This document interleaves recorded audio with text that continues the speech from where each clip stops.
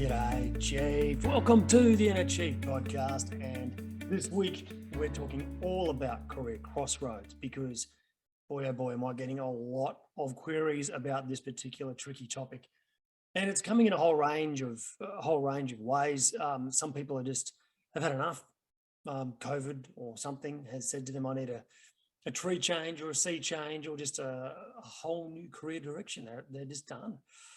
Some people are getting job opportunities come across their desk out of the blue, sometimes deserved, sometimes just completely unexpected. And they're wondering, should they take those opportunities? And I think that is a really hard question sometimes. And what I would like to arm you with today is a process to follow, because I'm reminded of that line, two paths diverged in a wood. And I took the one less traveled by, and that has made all the difference. And when you come to that career crossroads moments, I don't want you to just take the path less traveled by. I want you to stop and pause and actually use a little bit of deep thinking and a little bit of science to then take the path best, most congruent for you, and that will make all the difference. Okay, so that's what I want to talk to you today about. I want to just talk through about 4 or 5 key points that will set you up for success. I'll start with the story. Would be now 6 months ago, I got a call from a CEO who was in between roles and had been trying to get back into the corporate world for quite some time. And all of a sudden, out of the blue, had 3 opportunities, 2 CEO roles and 1 as a founder. And he said, "Oh, mate, I just need your help talking through this process and how do we make a really good decision here, because they're all quite interesting and they're competing with each other quite well." So we caught up together and I sent him a couple of things in advance. The first was just a bit of a values elicitation process. So I really wanted him to be certain of the top 4 or 5 values that he holds really dear to himself. And the second is any general core principles he applies to decision making in the real world. And those 2 are normally very closely aligned anyway. So we caught up, and that is with things like family, legacy, making a difference, all these very earthy kind of organic principles, which is really what values are. And some of these principles are things like, never swim between the flags, which means do something different, right? Stump up, be great, do these big things. And so there's this real alignment between values and principles. So what we did was we got all that out on paper. And then we just went through a really simple assessment process of the opportunities against the values and principles. And we just created columns and every row was a value. There was about 10 rows. And it took about, once we had that base in place and the right way to assess the job opportunities, it took, I think, about 6 minutes to make a decision.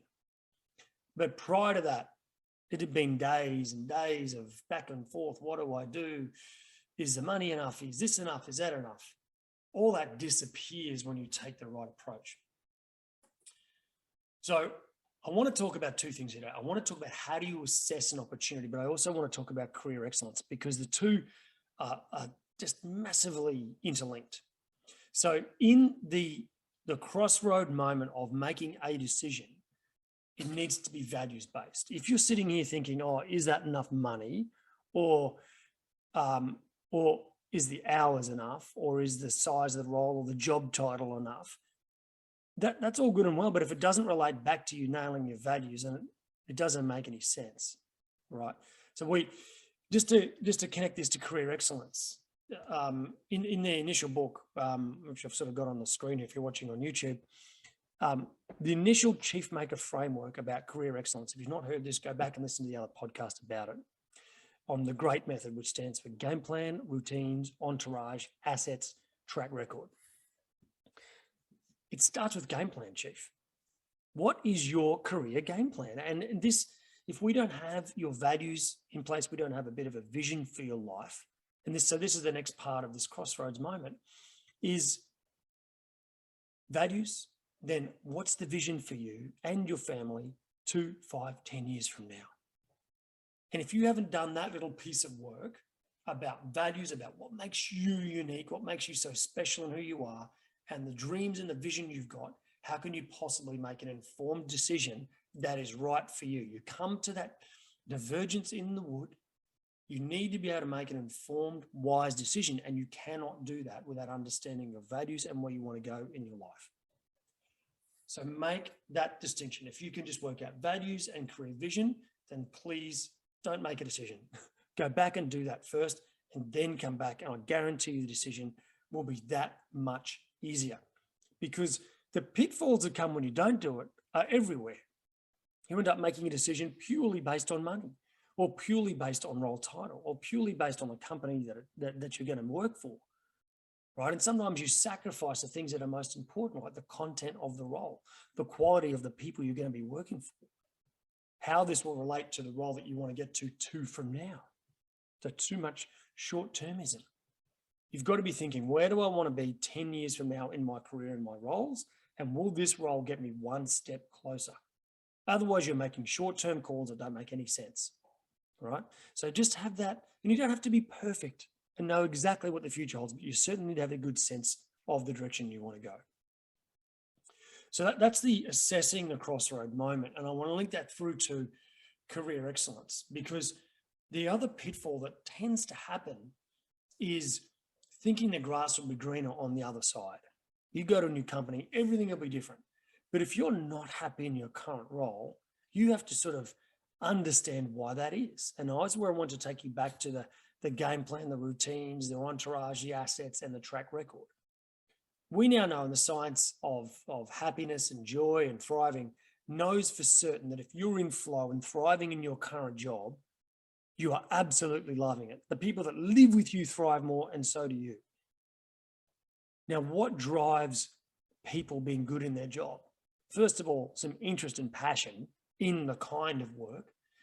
Second, and this is massively underrated, it's technical expertise, ability to really, really go well, right, in their job, because the more in flow they can get in their job, the more they just love it. I mean, perhaps you could think back to a time in your career when you were in your favorite job of your whole life. Think about that for a minute and ask yourself, what was different about that to the role I'm in now? How do I replicate that going one more? I guarantee you, if you think about game plan, it fit for you. It was a values fit. It fit for your career direction. You were getting momentum, had the right rhythm and routine around it. It made sense to you, right? You had entourage, you're gaining a network out of it. Assets is your technical expertise and your tactical expertise and your experience is all growing in this job. So assets are growing, and track record, you're nailing track record. And when you get game plan, routines, entourage, assets, track record going, a whole range of new things happen. So before you jump from this role to the next one, I want you to ask yourself, have I owned my career and optimized it and taken on excellence in the current role? Or am I thinking I'm going to get a new role and that's just going to happen? That might not be the case, because if you're not doing it now and applying these principles now, I guarantee you it's not going to happen in the next job. So this is a reflection moment. Career crossroads is all about reflection, right? Excellence is about reflection. And this can be hard sometimes.